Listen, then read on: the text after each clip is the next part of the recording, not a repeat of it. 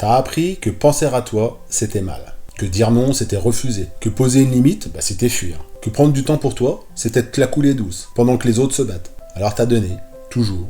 Même quand tu n'avais plus rien. Même quand ton cœur criait stop. Même quand ton corps t'envoyait des signaux que tu ignorais.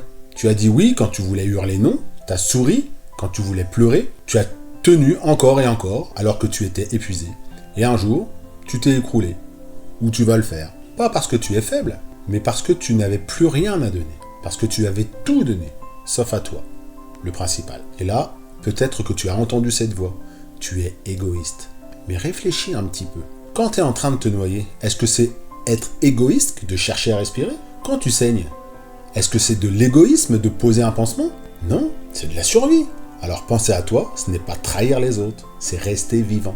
Prendre du temps seul, ce n'est pas fuir l'amour, c'est protéger ton âme. Dire non, ce n'est pas rejeter, c'est respecter ta limite.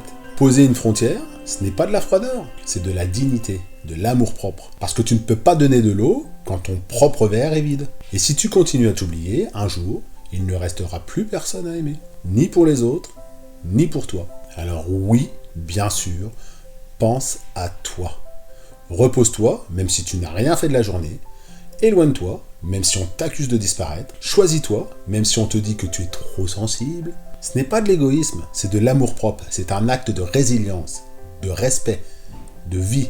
Parce que tu n'es pas une machine, tu n'es pas un outil. Tu n'es pas là juste pour servir, plaire, supporter. Tu es un être humain avec des besoins et des limites. Une âme qui mérite d'être écoutée. Alors dorénavant, quand tu sens cette culpabilité monter, quand on te dit tu penses trop à toi, rappelle-toi cette chose. Penser à soi, ce n'est pas un péché, c'est un droit fondamental. Et parfois, c'est la seule chose la plus courageuse à faire. Si tu as du mal à te choisir sans culpabilité, j'ai mis en description un guide gratuit, je l'ai appelé « Pour toi » parce que tu mérites ta propre tendresse. Si le cœur t'en dit, lis-le ou fais ce que tu veux avec, mais pense à toi.